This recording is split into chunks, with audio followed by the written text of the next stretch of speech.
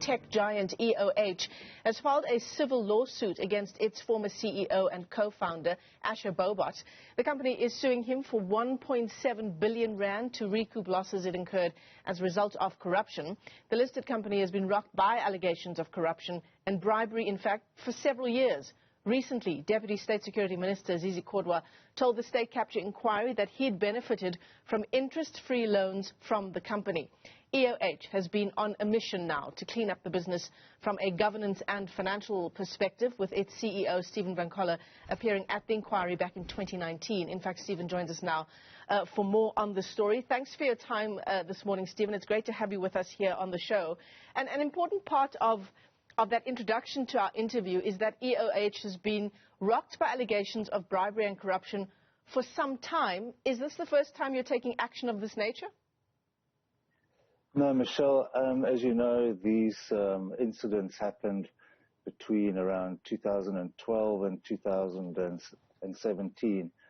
And when the new management came in 2018-19 and the new board, we obviously had to clean up the business. And it's been a process. We obviously weren't looking for PR out of these summonses, but a smart journalist found the summonses and then put it in the newspaper. So this week's been a bit crazy. But this process started some time ago, and we've had some cases on the go for over a year now.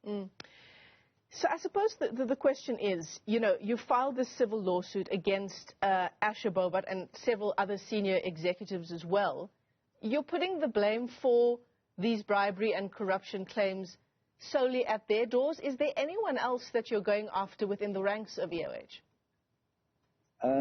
When we actually put the report out in July 2019, we talked about, I think, 46 people, 16 of whom were at EOH.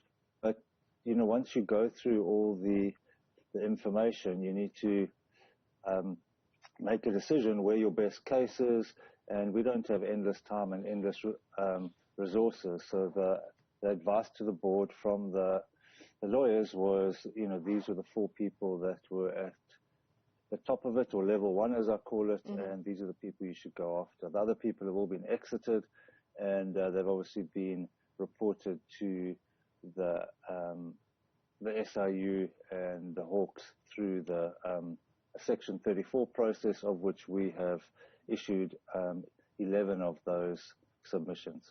A massive impact on EOH itself and its business and bottom line. Do you reckon the company can recover from this? Well, if you have a look, we made our first operating profit at half year this year. What's been interesting is just seeing how our process that we've run from the credibility, transparency, and liquidity pillars that we had, that we said we would do. We've seen net new customers come back. We also reported at half year that we were starting to see these multi-year contracts come through. And we actually put a few of them up. And that's really showing that the customers have accepted our strategy, have accepted what we've done. In fact, actually yesterday, we won a 5-year contract with a learning institution. And that just shows you people, our customers have, come back, and they're happy with how we've dealt with the whole situation. In terms of your financial year 2019-2020, you've actually written off a huge amount from your accounts because of unsavory practices, we're told. Just explain that. Yeah, so this is really what the civil claim is about. The civil claim, you have to prove that there were damages, that there were losses.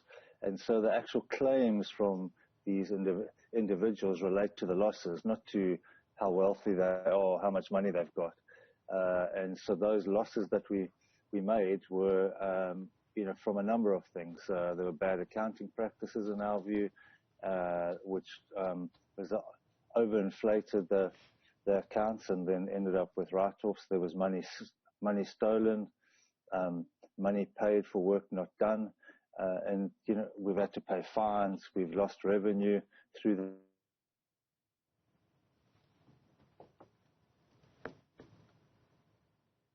All right, we seem to have lost our connection there to Stephen Van Coller. We're in discussion with him. He's EOH's Chief Executive Director. Stephen, we lost you for just a second there. Do you want to finish your thought?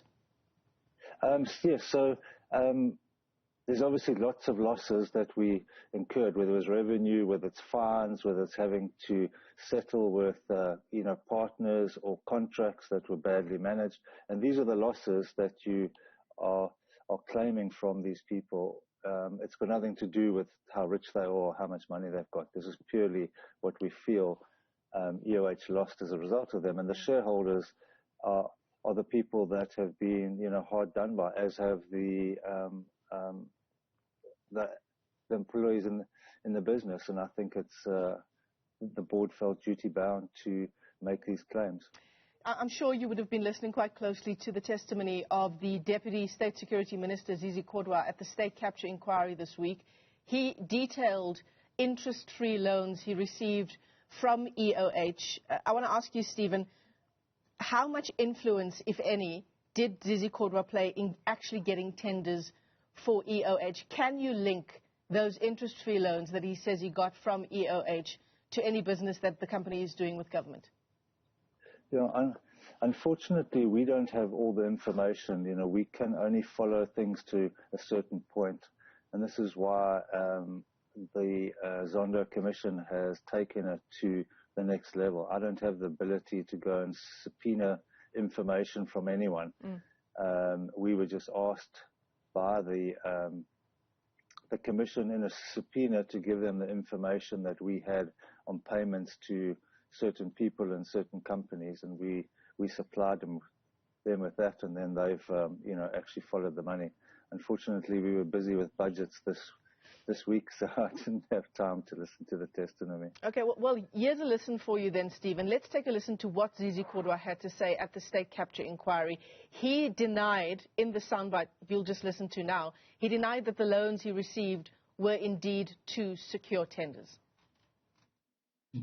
There's nothing that says, Mr. Kodwa, you went to Mr. Mckay knowing very well that Mr. Mckay or any of his entities will have to pay for accommodation. This was hospitality that was always offered to me by a friend who owns properties whenever he was in Cape Town or whenever one of his properties was available. What arrangements he had about maybe the third party, I was not involved and I would not have been aware about the payments, except to see that indeed there were payments, what the nature of those payments, how they came about. For an example, there's an issue about private chef. He has always had a chef, so there was no special arrangement for me. He's always had a chef in his properties. So it's not like there was this extravaganza of a special chef that was arranged for me because of my stay in Cape. He has always had them. So these are the difficulties that sometimes when you accept an offered hospitality, you can't explain, where did you buy the goat? Where did you buy the sheep? Why not a chicken? And these are difficult questions when you receive hospitality offerings. So part of what Zizi Kodwa is describing there is, that 1 million rand loan that he says he received from his quote-unquote friend, who is also a former executive at EOH, Johann Mckay. Is he someone that the company is also going after in terms of recouping any losses? Yes, Johann Mckay is one of the 4 people that we are going after. I think that was a personal loan out of his own pocket from what I remember. So the 1 million rand loan to Zizi Kodwa was out of Johann Mckay's personal bank account? From what I understand, yes.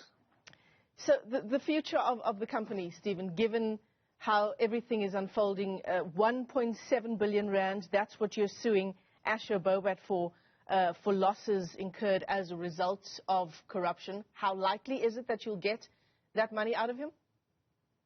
Well, as I said, the 1.5 billion has got nothing to do with his wealth or his ability to pay. This is purely, we have to prove losses, and we believe that those losses can be attributed to, his mismanagement. That's certainly what the lawyers have advised the board. So I don't know how much money he's got or he hasn't got. So that process will have to, court to see what they award. But certainly we believe we have a case against him. Yeah, and have you sort of monetized or come up with an amount that you will be seeking from someone like Johann Mckay? Well, it's exactly the same. I think his subpoena is asking for around 1.6 billion rand, I think, or 1.7. I can't remember the exact amount. But if you have a look at the losses EOH incurred in 2019 and 2020, if you add those four amounts up, it's pretty similar to the amount we lost. Stephen Van Coller, thanks very much for your time this morning. He is EOH's Chief Executive Officer, of course, that company in the headlines this week for all of the wrong reasons at the state capture inquiry. It's now trying to recoup the losses it incurred as a result of corruption dating back to 2012.